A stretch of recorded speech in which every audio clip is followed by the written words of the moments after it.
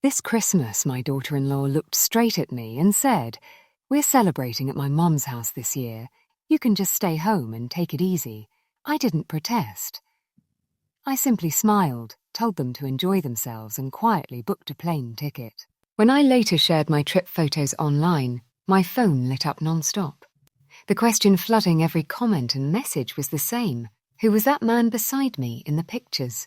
Before I reveal how it all unfolded, please take a second to subscribe and drop a comment telling me where you're tuning in from. This story could shift the way you think about family ties, love, and the beauty of unexpected second chances. My name is Linda Dawson. I'm 67 and live by myself in the modest Colorado home my husband Paul and I purchased 4 decades ago. The rooms are filled with faded photographs, and there's always a faint trace of cinnamon in the air, especially during the holidays. Christmas has long been my favourite season, mainly because it once gathered my whole family under one roof. Paul passed away 8 years ago. Since then, my son Mark and his wife Hannah, along with my grandchildren, have been my entire world. Every December, I'd head to their place with my famous pecan pie, help decorate, wrap presents, and soak in the feeling of still belonging. It wasn't flawless, but it was enough. This year, however, things felt off right from the start. Hannah had grown distant over the months, and Mark's calls became shorter and rarer. I kept telling myself families evolve, lives get hectic, and I refused to become the mother who guilts her children for having their own routines. A week before the holiday, I phoned to confirm arrival time. Hannah picked up. Her tone was courteous but cool. "Linda, we've decided to do Christmas at my mum's. It'll be simpler for everyone. You should stay home and rest." My stomach sank, but I kept my voice steady. "Sounds lovely," I murmured. She said thanks and ended the call before I could add anything. I sat motionless at the kitchen table afterward. The house was silent except for the steady tick of the old wall clock. I gazed at the decorations I'd lovingly arranged. Garlands draped over the mantel, stockings hung with care, the tree glowing softly in the corner. All of it prepared so they would feel welcomed. Now it felt hollow. That evening, I sipped tea and flipped through old albums. Pictures of little Mark tearing into gifts, Paul carving the turkey, Hannah beaming when she first became part of us. Tears pricked my eyes, but I whispered, "It's only 1 year. I'll be okay." Deep inside, though, it wasn't okay. It wasn't merely solitude. It was erasure. The next day Mark called, sounding heavy with guilt. "Mum, I hope you're not too upset. Hannah's mum really wanted to host. It's just this once." I gave the classic motherly response. "Of course not, honey. I'll be perfectly fine." After we hung up, I watched snow drift down outside while neighbourhood children laughed and rolled snowballs. For a moment, I felt like a stranger in my own existence.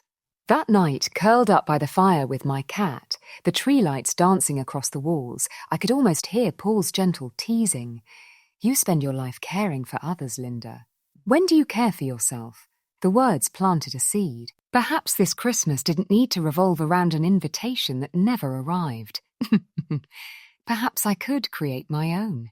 What I couldn't foresee was how that quiet decision would spark something truly remarkable, a journey that would transform not just the holiday, but my entire future. The days before departure dragged in eerie stillness. The house, once noisy with holiday chaos, now seemed to wait in suspense. I baked cookies nobody would taste and wrapped little gifts for the neighbour children, just to stay occupied. Each time I passed our old family photo on the mantel, Paul, young Mark, and me beneath a tree, I felt a deep pang. I'd always thought family love was unbreakable, yet sometimes people simply stop noticing it. One evening, holiday movies filled the TV with reunions and joyful embraces. The images stung, reminding me of what I lacked. I muttered, "This year, you're not in anyone's picture." The truth hurt more than I expected. Mark called again the next day, hurried but kind. "Just checking on you, Mom. You okay?" I assured him I was fine. Tree up, book ready. He sounded relieved and promised a visit after the holidays. Then Hannah's voice called him away, and the line went dead. Later, while storing unused decorations, I discovered an old suitcase coated in dust. The one Paul and I took on our only European adventure years ago. I traced the handle, memories flooding back. Laughter in Paris, quiet walks in Rome, Paul whispering, "The world isn't so huge, Linda. You just need courage to step out." That memory kept me awake. The following morning, coffee in hand, I opened my laptop and searched for Christmas tours for seniors. Images of glittering markets and joyful travellers appeared. One tour stood out, a festive loop through Germany, Austria and Switzerland, departing in 3 days. My pulse quickened. It felt reckless, unlike me, yet a voice inside urged to go. I booked it with trembling fingers, grinning the whole time. For once, I was granting myself permission to be happy. Packing became a joyful whirlwind. Warm scarves, cosy sweaters, Paul's travel journal, the gold locket from our anniversary. I shared the plan with no one. This was mine alone. At the airport, surrounded by hugging families, I felt a fleeting ache, then reminded myself this was my fresh start. On the flight, I sat beside a tall, silver-haired gentleman with gentle eyes. He smiled. Going home or venturing out? I answered, venturing out. He laughed. Perfect reply. His name was David Monroe. By landing, we'd shared stories of hometowns, lost loves and cherished memories. He was a retired professor, widowed a few years back, travelling solo. I spoke of Paul, Mark, and the emptiness that brought me here. He listened with real empathy, not pity. Arriving in Munich amid falling snow, I realised something profound. My daughter-in-law assumed I had nowhere to go. But the world was wide open, and I was only beginning to explore it. The trip felt magical. Sparkling lights, joyful music, friendly faces everywhere. Our small group of mostly retirees visited Munich's markets, Salzburg's cathedrals, and shared mulled wine. I wasn't the sidelined one anymore. I belonged. David naturally gravitated toward me. Tall, calm, with a wry humour and eye-crinkling smile, we discussed everything. Children, grief, hopes. His quiet understanding meant more than words ever could. On the third evening in Vienna, over dinner with city lights glittering outside, he toasted it to second chances. I echoed, and to joy in unexpected places. Walking back through swirling snow, the pain of being left behind faded. I was finally living. The next morning I wandered snowy streets, then sent Mark a photo of glowing Vienna with the caption, "Merry Christmas from Austria, kisping a wonderful time." His reply bubbles appeared, then vanished. At Salzburg's market, I bought a wooden angel. David brought cocoa, and we talked for hours under falling snow. That evening, during a candlelit, silent night performance, his hand brushed mine. A gentle warmth stirred, something I hadn't felt since Paul. I posted a photo of us laughing by the tree. Sometimes the best company comes when you stop waiting for an invitation.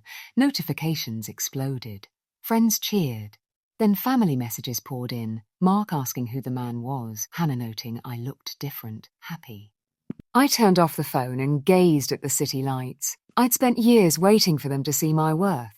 Now I understood. I didn't need their permission to thrive. Christmas morning brought church bells and soft sunlight. David gave me a snow globe with a tiny house and tree inside.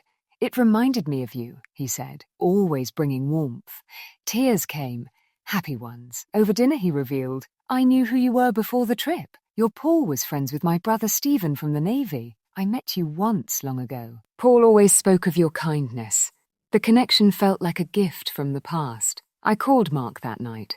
After his worried questions, I said gently, "You told me to stay home, so I found warmth elsewhere." Silence, then his apology. "We should never have left you out."